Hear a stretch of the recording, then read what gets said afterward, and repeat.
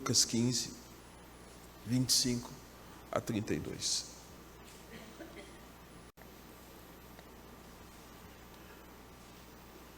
Ora, o filho mais velho estivera no campo, e quando voltava, ao aproximar-se da casa, ouviu a música e as danças. Chamou um dos criados e perguntou-lhe: que era aquilo? E ele informou: veio teu irmão, teu pai mandou matar o novilho cevado, porque recuperou com saúde. Ele se indignou e não queria entrar, saindo, porém, o pai procurava conciliá-lo. Mas ele respondeu a seu pai: há tanto tempo, há tantos anos, eu te sirvo sem jamais transgredir uma ordem tua. E nunca me deste um cabrito sequer, para alegrar-me com os meus amigos. Vindo, porém, este teu filho, que desperdiçou os teus bens com meretrizes, tu mandastes matar para ele o novilho cevado. Então lhe respondeu o pai: meu filho, tu sempre estás comigo, tudo que é meu é teu. Entretanto, era preciso que nos regozijássemos e nos alegrássemos, porque esse teu irmão estava morto e reviveu, estava perdido e foi achado. Pai Santo, fala ao nosso coração pela tua palavra. Ela foi lida, agora seja exposta, explicada. Ó Deus, me ajuda a ser o mais fiel possível àquilo que ela diz, e que essa palavra produza fé, mudanças, uma vez que a fé vem pelo ouvir, e ouvir a tua palavra pregada, anunciada. Ó Deus, faça isso por nós e em nós nesta hora. Nós carecemos, em nome de Jesus. Amém. Irmãos, o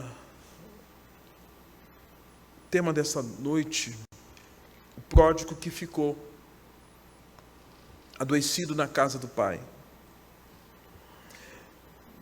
Nessa próxima semana, certamente, aqueles que se lembram de algo que está atrelado a uma cultura cristã, protestante, evangélica, nós estaremos celebrando o Dia de Ações de Graças, na próxima quinta-feira. E me parece que esse texto nos chama a atenção diante da realidade de um Deus que é como esse pai da parábola, até porque as parábolas que são contadas e são ensinadas, foram ensinadas por Jesus, eram histórias que Jesus criava como um contador de histórias, e essas histórias tinham um fundo ético, moral, doutrinário e espiritual. Então Jesus não contava parábolas para distrair, ele tinha um propósito, embora que eram como enigmas, porque parábolas diante de pessoas que tinham um coração endurecido, muito mais as confundia do que lhes trazia o entendimento das verdades eternas. Mas a Bíblia nos ensina, e o apóstolo Paulo fala, que o homem natural não aceita e não entende as coisas do Espírito, porque eles são loucura. Mas o homem espiritual a todas as coisas discerne. Então Jesus está contando essa parábola, eu quero crer que você pode, e em nome de Jesus, discernir essa parábola, entender o que ela diz, observar a advertência de Jesus, mas o amor de Jesus mostrado no ensinamento.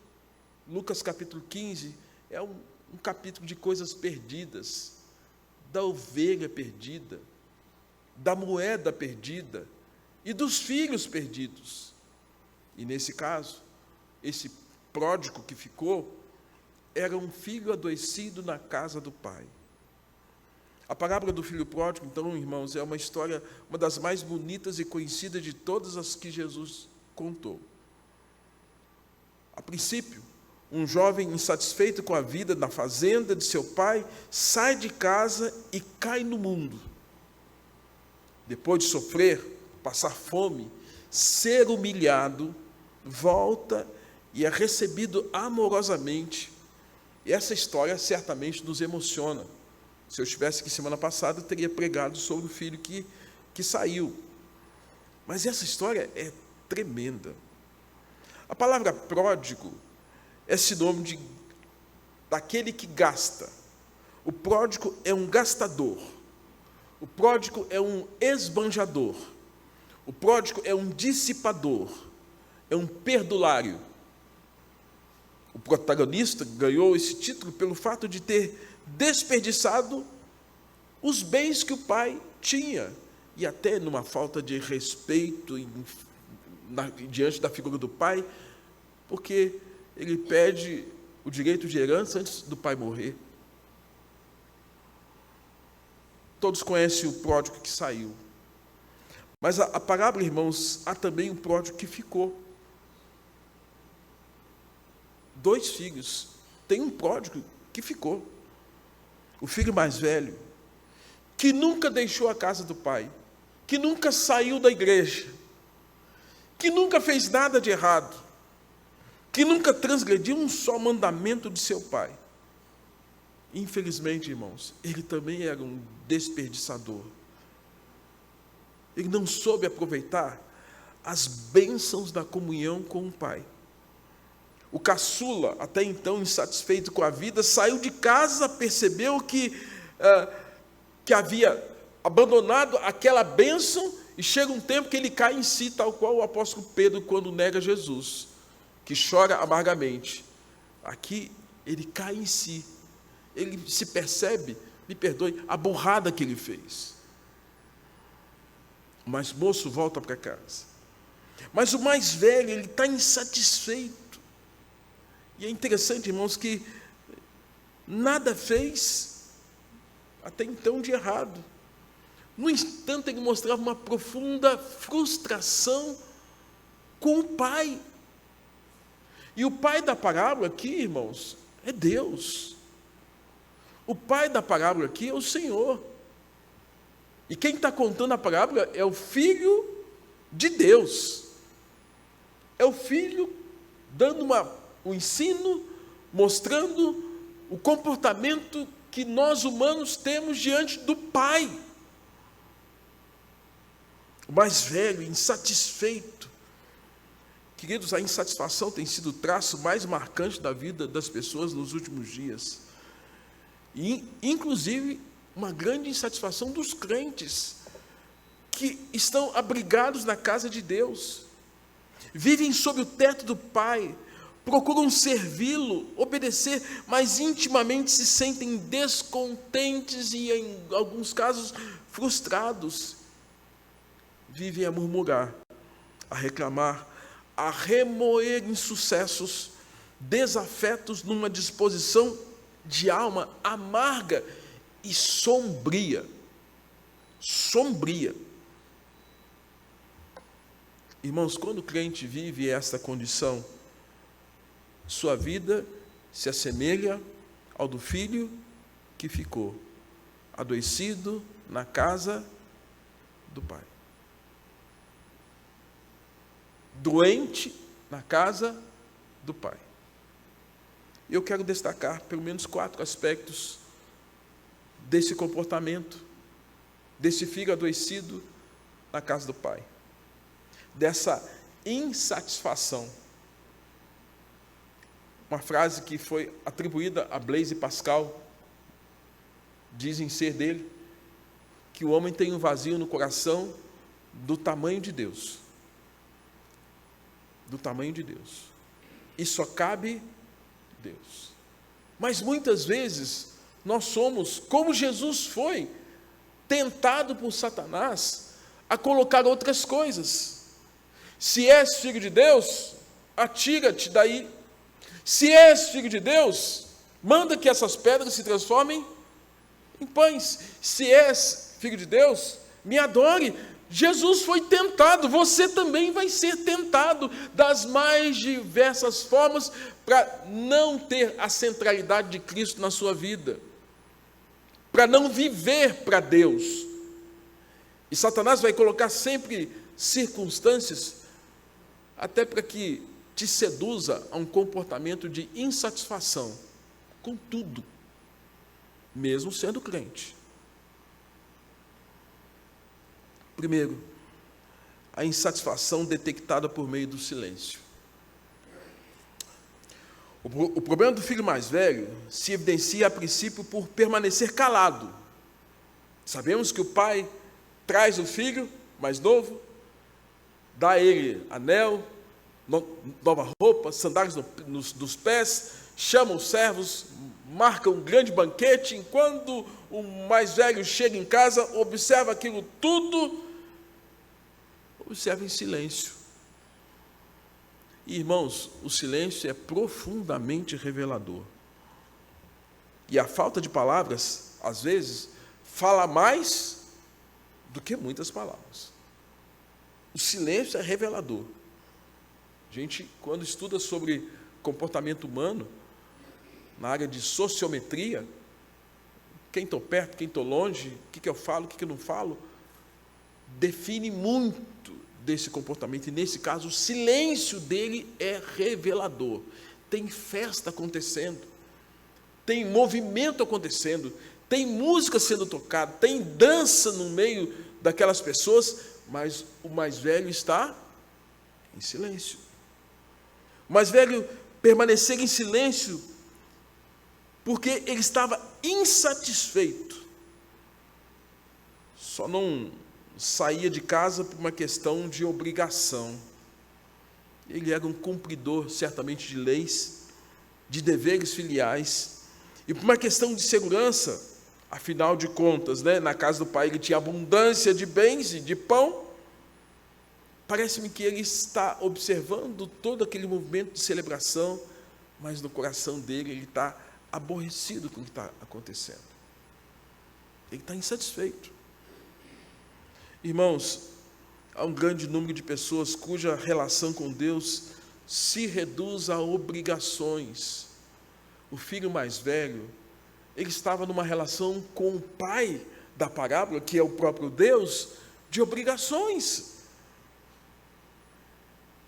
Nós não podemos estar na igreja atrelado às meras obrigações. Cargos, participação, coral, louvor, ensino, funções eclesiásticas, vínculos familiares, família tal, família A, família B, laços de amizade, estou na igreja por conta de Beltrano ou fulano. Não, isso é obrigação humana. E o filho mais velho estava na casa do pai nessa relação de obrigação. Eu estou aqui, estou fazendo as coisas, estou cumprindo tarefa. E o resultado, irmãos, é que uma vida sem alegria, vivida em silêncio, é uma vida contrária àquilo que as Escrituras nos ensinam no Salmo 100. Celebrai com júbilo ao Senhor, servi ao Senhor com alegria. Servir ao Senhor com alegria. O filho mais velho, silêncio, sisudo. Deuteronômio capítulo 11, 13 diz assim: se diligentemente obedeceres os meus mandamentos que hoje vos ordeno, de amar o Senhor vosso Deus e de o servir de todo o coração, de toda a vossa alma. Essa é a maneira, e não era o que estava acontecendo. Josué 24, 15, porém, se vos parece mal servir ao Senhor, escolhei hoje a quem servais, se aos deuses a quem serviram os vossos pais, que estavam da além do Eufrates, ou aos deuses dos amorreus, cuja terra habitais. Eu e a minha casa vamos servir ao Senhor. Assim. Mas não era o que estava acontecendo. Irmãos, quando a nossa insatisfação se traduz em reclamações, amargura de alma, murmurações e pessimismos, estamos declarando a Deus que Ele, afinal de contas, não é um pai tão bom quanto a gente gostaria que fosse. Mesmo que nós não digamos uma só palavra, mesmo que nossos lábios não profiram nada, o nosso coração, ele revela, e o nosso silêncio nos denunciará como foi denunciado o filho mais velho. A festa era conversão. A festa era por conta de mudança de vida. A festa era por conta de celebração. A festa porque alguém estava morto e reviveu. A festa é porque houve restauração de vida. Mas parece que isso não alegrava o coração do irmão mais velho.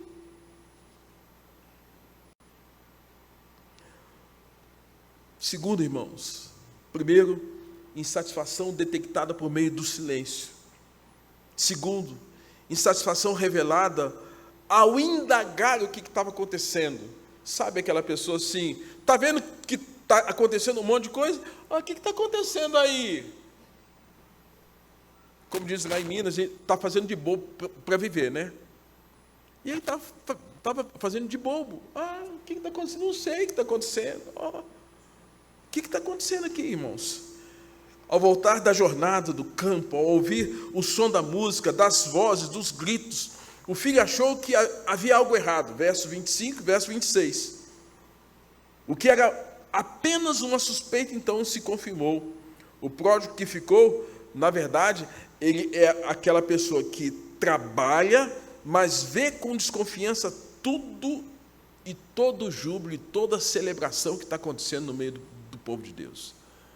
É aquela circunstância em que ele está apenas como um observador e faz a pergunta: o que é isso? Assim também aquele que serve a Deus por obrigação duvida da alegria do crente, duvida do quebrantamento sincero, duvida da profundidade de espiritualidade, sente-se às vezes até preterido e discriminado, menos amado pelo Senhor. E eu poderia fazer uma pergunta bem direta para os irmãos. Eu já preguei esse sermão em outras igrejas, mas se eu fizesse uma pergunta para os irmãos da Monte Sião: como você tem se sentido no meio desta igreja? Como você tem se sentido no meio dessa igreja? Insatisfeito? Frustrado? Derrotado? Injustiçado? Triste? Esquecido? Ninguém lembra de mim? Irritado? Magoado? Pensando que Deus não olha mais para você? Pensa que Deus ama mais outros do que você, porque talvez você não tenha a visibilidade que outros tenham? O que você sente? Pare para pensar. Nós pedimos a Deus por meio da música: renova-me. E Deus está aqui. E o Espírito Santo está entre nós. Aqui, se nós ouvirmos a voz do Senhor, Ele vai nos socorrer. E não precisa deixar para amanhã. Hoje, Ele pode fazer o que tem que ser feito. Mas nós temos que revelar o estado do nosso coração.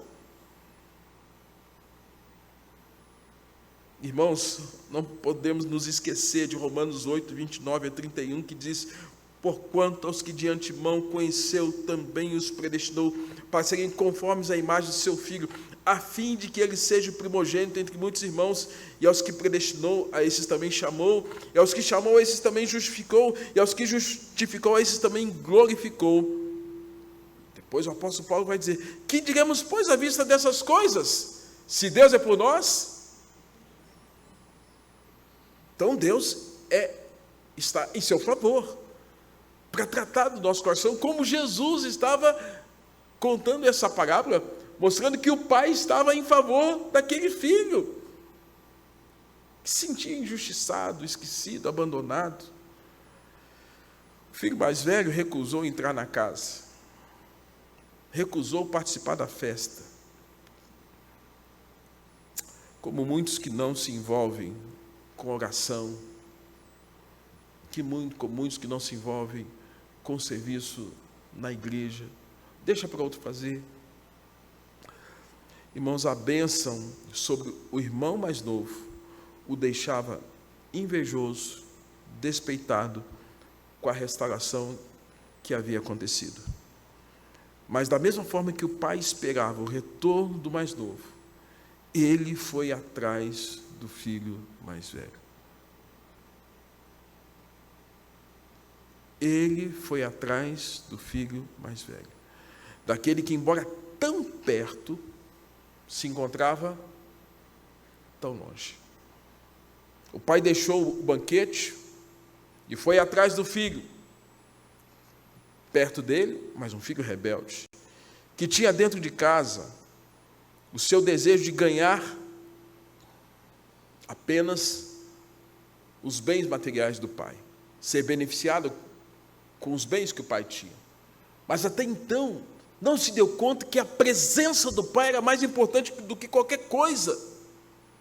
Como para nós, a presença de Deus, irmãos, é mais importante do que qualquer coisa.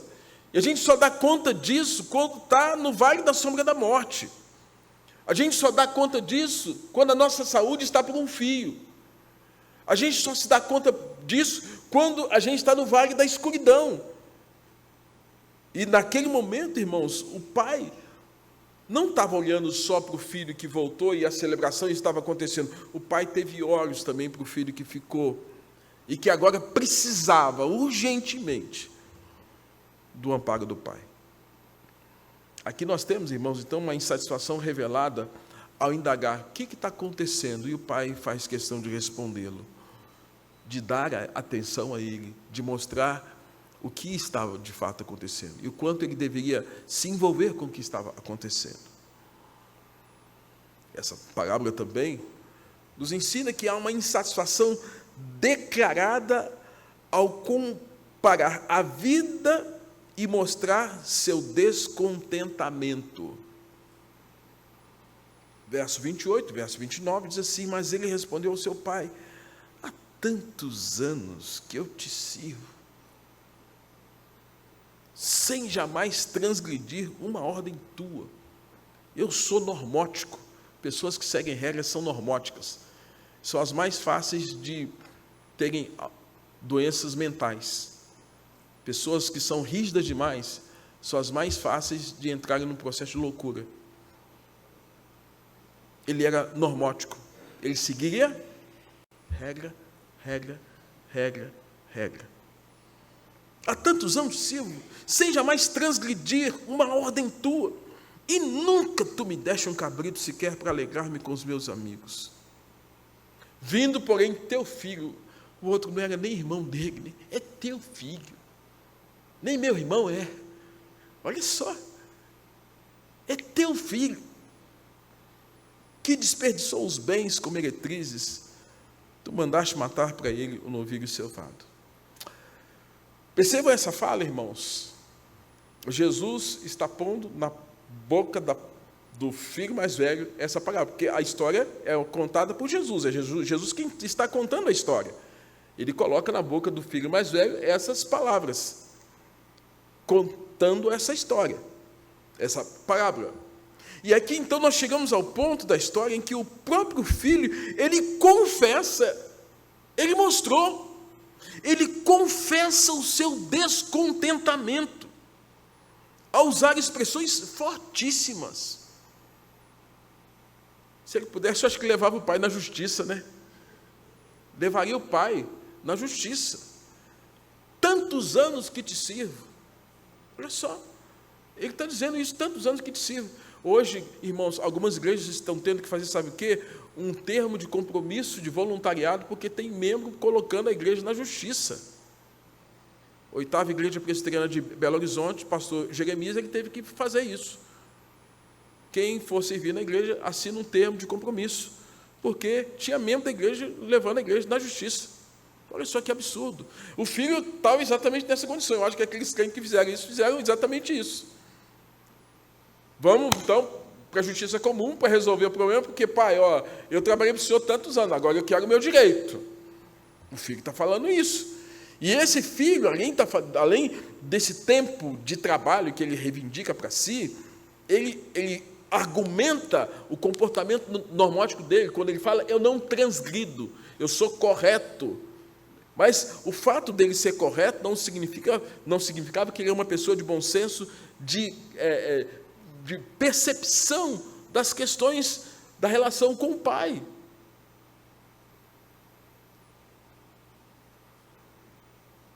Ele reivindica Às vezes, nas nossas relações, bem como no casamento, algumas expressões são usadas e a gente tem que evitar usar algumas expressões, tipo, você nunca fez isso comigo. Muito comum, né? Você nunca. Aí a gente aponta o dedo e fala, você nunca. Ele faz isso com o Pai. Jesus está contando a parábola, mas ele está falando isso, que o filho está falando isso com Deus. Deus, o Senhor nunca. Perceba a força disso, irmãos. Ele está dizendo que cabrito não foi assado, que amigos não se reuniram, e agora o pai estava alegre porque o filho que estava morto voltou. Me perdoe, irmãos. Não tinha a mínima percepção sobre redenção, sobre restauração. Não tinha a mínima percepção de que o pai é amoroso o suficiente para, ainda que o filho esteja na pior condição humana e espiritual, psíquica e emocional que esteja, que o pai é poderoso para mudar, é poderoso para restaurar. Ele é tão impessoal que trata o filho num processo de coisificação. É esse teu filho. É uma pessoa. E além de ser pessoa, consanguinidade. Além de consanguinidade, uma relação de irmandade, mas isso não valia absolutamente nada para ele que estava ali o tempo todo de frente do pai, mas que naquela hora, tudo isso, com uma catarse, ele joga tudo aquilo para fora. Irmãos, ele faz isso. Então nós chegamos ao ponto da história em que o próprio filho confessa o seu descontentamento, dizendo que sentia. E aquele filho precisava de cura. Concorda comigo? Ele precisava de cura. Ele precisava de cura. Admitir seus sentimentos negativos e pecaminosos era necessário.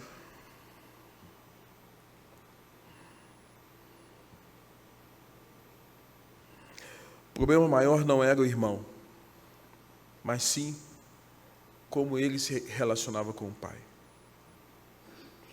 O problema maior não é o irmão que está do seu lado. O problema é como você se relaciona com Deus. O problema não é o pastor.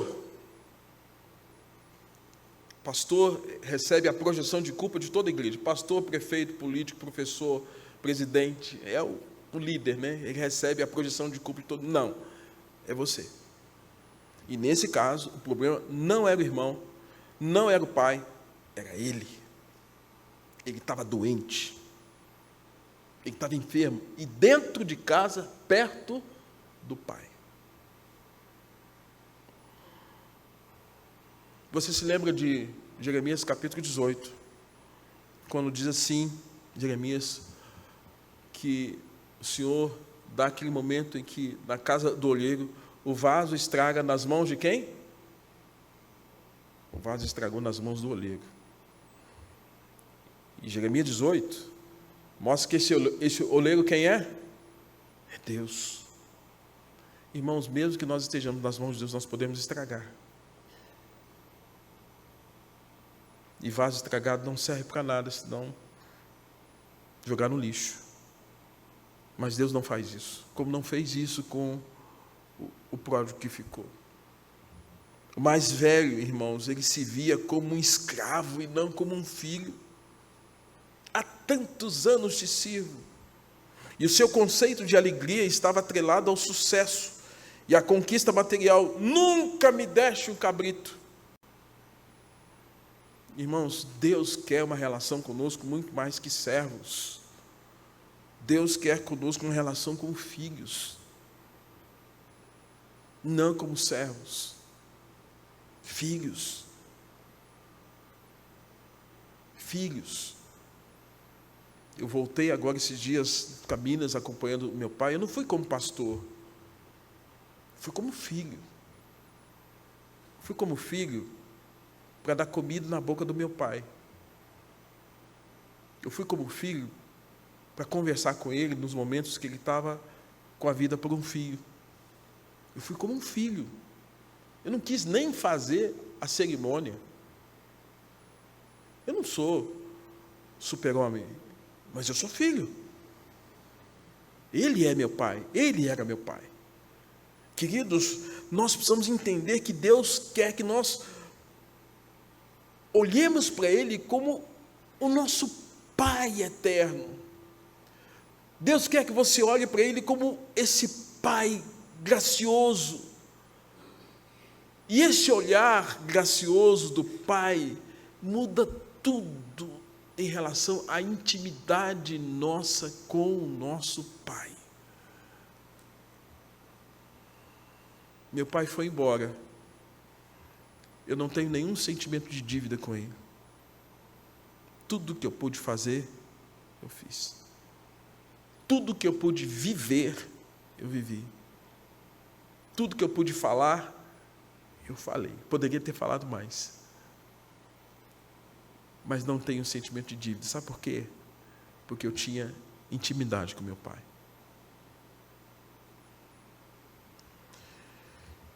Aquele filho não tinha intimidade com o pai. Como filho mais velho, nos relacionamos muito mais com as bênçãos de Deus do que com a paternidade de Deus. E o desafio dessa parábola é que nós passemos a enxergar o desejo do pai de uma relação paterna com seu filho, tanto no que saiu quanto no que ficou. E por fim, irmãos, a insatisfação confrontada. Aquele filho precisava ser confrontado. Olha, não tem como, irmãos. A Bíblia, ela sempre vai nos encurralar. O sermão sempre vai colocar você contra a parede. É por isso que o povo tem bronca com o pastor. Não tem jeito. O sermão sempre vai colocar você contra a parede. Não fica bravo com o pastor. Fica bravo com Deus, que a gente é apenas porta-voz. Mas a palavra sempre vai nos encurralar. Vai sempre mostrar e pôr o dedo na nossa ferida. Para confrontar o que nós estamos fazendo de errado, o que nós estamos pensando, nossos comportamentos, nossas ações, nossas omissões. Então, quando você lê esse livro aqui, ele vai revelar as imperfeições. A Bíblia é como um espelho que revela as nossas imperfeições, de fato, como nós somos. E essa parábola, ela revela exatamente as nossas imperfeições, estando nós ainda na casa do Pai, sendo nós vasos nas mãos do Pai. E aqui, gente, por fim, nós temos a insatisfação confrontada. Precisava ser confrontado. Não é assim. O que o pai da parábola fará para ganhar esse filho revoltado? O que o pai podia fazer para mudar aquele cenário? Um filho exigente. O filho entrou em casa desgostoso, a contragosto. Ele sabe obedecer ordens como servo, mas não aprendeu a viver como filho. E aqui na descrição, diz o verso 28, ele se indignou, não queria entrar. Saindo, porém, o pai. Olha, irmãos, que coisa maravilhosa. Aí que a gente vê a nossa doutrina da soberania de Deus, é de que Deus vai ao nosso encontro. Ele não querendo entrar. E se não querer entrar, meu coração está duro, resistente. Eu não quero, eu não vou. Dureza de coração. Sabe o que o pai faz? O pai deixa a festa. Vai até o encontro dele. Vai até onde ele está. Vai procurá-lo. E a expressão que Lucas, o médico, registra é: o pai busca conciliá-lo. Você se lembra que Deus nos deu o ministério da reconciliação. Você e eu. E o pai agora está tentando conciliá-lo. Consigo mesmo, antes de tudo, para depois com o Filho. E essa conciliação, irmãos, aí é que eu digo, não é uma obra humana, é uma obra do Espírito Santo. É o Espírito Santo que nos convence do pecado, da justiça e do juízo. É o Espírito Santo que vai tratar no mais profundo e íntimo de cada um de nós, revelar as nossas imperfeições e de maneira bondosa, mas também carinhosa, amorosa, convencer-nos o quanto falhos e pecadores nós somos e vai nos abrir a mente, o entendimento, para que nós nos voltemos para o Senhor. E essa conciliação aqui é o Pai agindo, é o Pai operando, é Deus realizando o seu trabalho. Ninguém vem ao Pai senão por mim. E o Pai tenta conciliá-lo. O Pai lhe comunica de forma amorosa.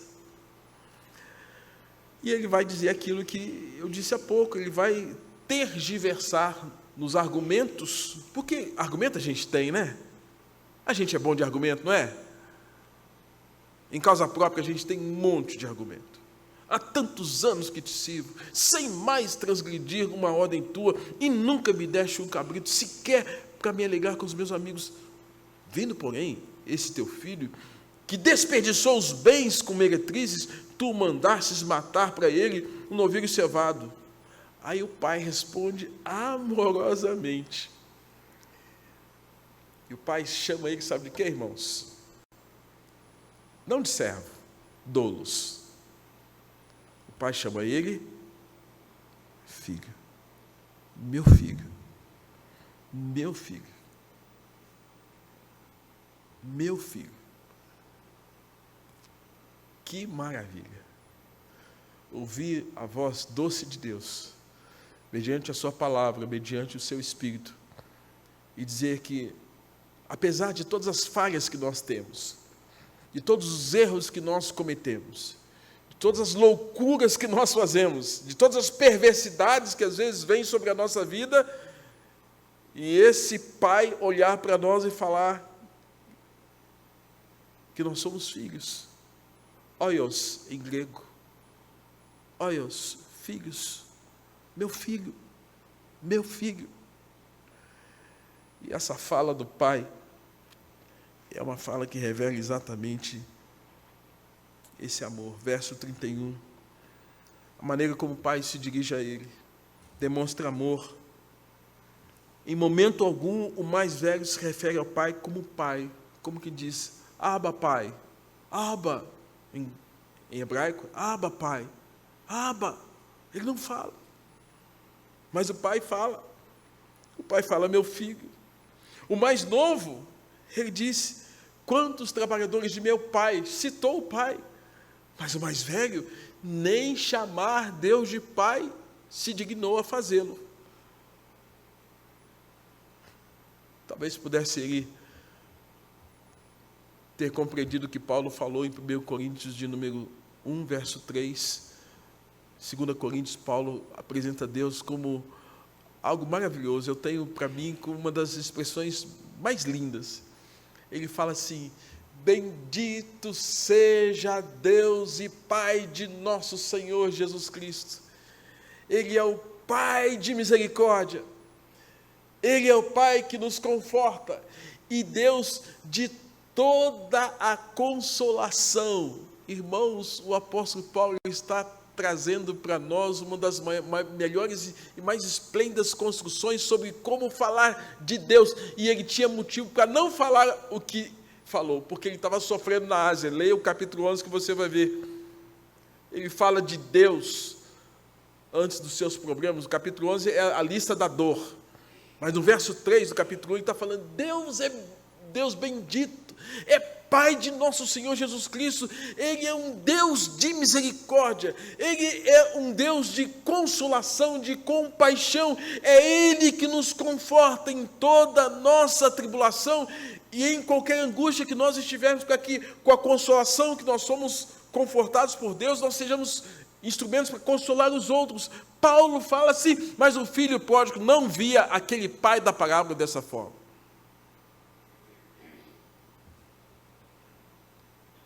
Perdido dentro de casa. O pai da parábola que Jesus conta tinha 2 filhos. O insatisfeito que saiu e o insatisfeito que ficou. Os 2 são pródigos. Como disse no início, os 2 são desperdiçadores.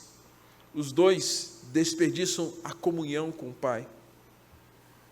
Desperdiçamos a comunhão, irmãos, quando nós temos uma reunião de oração, que é o meio de graça para a igreja se fortalecer, e você opta por outras coisas.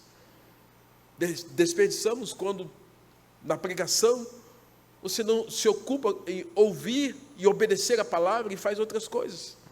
Desperdiçamos quando, na intimidade da nossa casa, nós temos tempo para orar, para falar com Deus, e nós buscamos outros afazeres, tal qual Marta.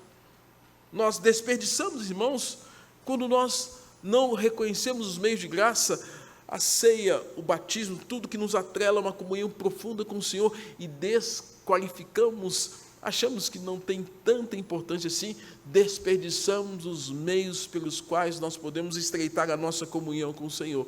Aquele filho desperdiçou quanto tempo que ele poderia estar com o pai, de maneira amena, saudável, e ele não ficou. Ambos não souberam valorizar o pai, nem o que ele lhes proporcionava. Um caiu e se arrependeu havendo reconciliação. Teve seu anel, nova sandália nos pés e as suas vestes de volta. E o outro, o que aconteceu com o outro? O que aconteceu com o outro? O outro somos nós. O outro somos nós. Interessante que Jesus deixa essa parábola em aberto. Não fecha. Entretanto, palavras finais de Jesus, era preciso que nos regozijássemos e nos alegrássemos, porque esse teu irmão estava morto e reviveu, estava perdido e foi achado. Encerra a parábola, falando do que se arrependeu, mas não fala do filho que estava dentro de casa. Eu concluo. A parábola encerra como um duplo apelo. Um duplo apelo. Um apelo ao amor, para que nós nos alegremos mais com o Pai, para que nós nos alegremos mais com os irmãos, para que nós nos arrependamos, para que nós celebremos quando alguém passa por uma mudança, uma transformação de vida. Seu irmão estava morto e reviveu. Quando alguém estava perdido, pode até ser que a pessoa não esteja perdida andando no mundo, mas precisando de uma orientação, de uma decisão, de uma direção de Deus sobre a sua vida, encontrou a solução e compartilhou aquilo, nos alegrarmos com as bênçãos de Deus sobre alguém que estava perdido, numa decisão em relação à vida que não sabia o que fazer, mas Deus trouxe a solução, Deus trouxe a direção, e agora temos que nos alegrar. Ele precisava se alegrar com essas coisas simples, e nós precisamos nos alegrar com essas coisas espirituais dos nossos dias. Caso contrário, irmãos, nosso coração vai se tornar tão insensível quanto desse moço. Essa parábola ensina-nos também que Deus se relaciona conosco em amor e não por obrigação. É por amor, não por obrigação. Trata com gente e não com coisas. Opera através de relacionamentos e não através de regras e leis.